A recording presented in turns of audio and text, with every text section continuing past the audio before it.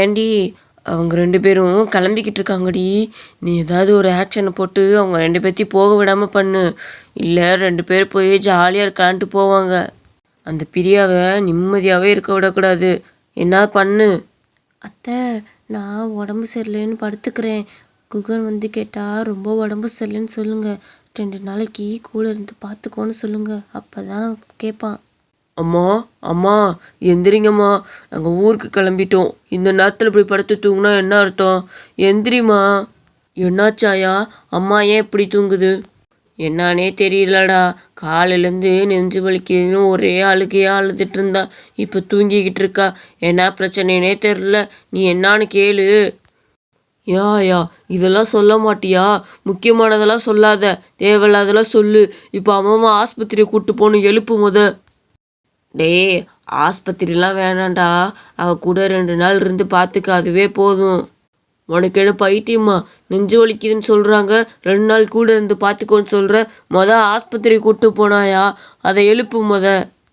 எந்திரிக்கலைன்னா நான் பேசாமல் தூக்கிட்டு ஆட்டோவில் போட்டு போயிடவா? சொல்லுங்க. அம்மா அம்மா எந்திரிங்கம்மா, என்னம்மாச்சு? அம்மா நெஞ்சு வலிக்குதுன்னா என்கிட்ட சொல்ல மாட்டியா? ஆஸ்பத்திரி கூட்டிகிட்டு போவேன்ல. அது ஏன் கண்ணு கேட்குற? நெஞ்சு வலியெலாம் ஒன்றும் கிடையாது.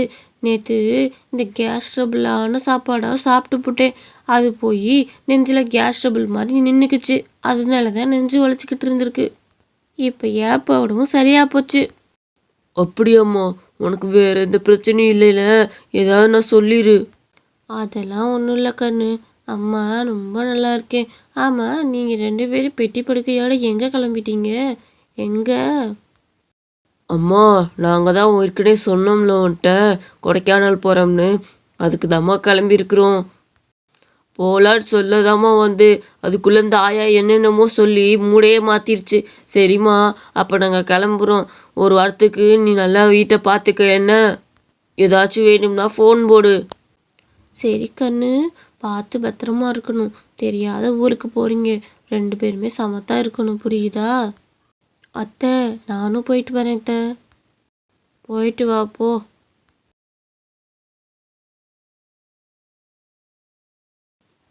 ஏண்டி பைத்தியக்காரி, அதை இதுன்னு சொல்லி சமாளின்னு நீயே நல்லா இருக்கட்டு எந்திரிச்சு உட்காந்துட்ட.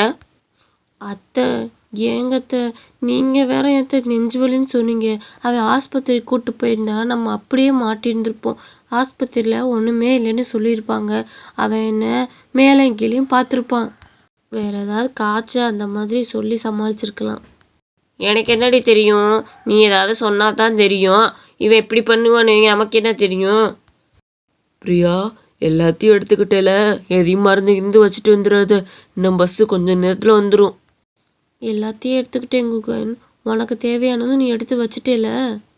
அதை மட்டும் நான் பார்க்கவே இல்லை, அதனால தான் கேட்குறேன். எல்லாத்தையும் வச்சுட்டேல. பிரியா, நீ போகிறதுல ஹாப்பியாக இருக்கேல, எனக்கு அது போதும். உன் மூஞ்சிலே தெரியுது. சரிவா, பஸ்ஸு வந்துருச்சு.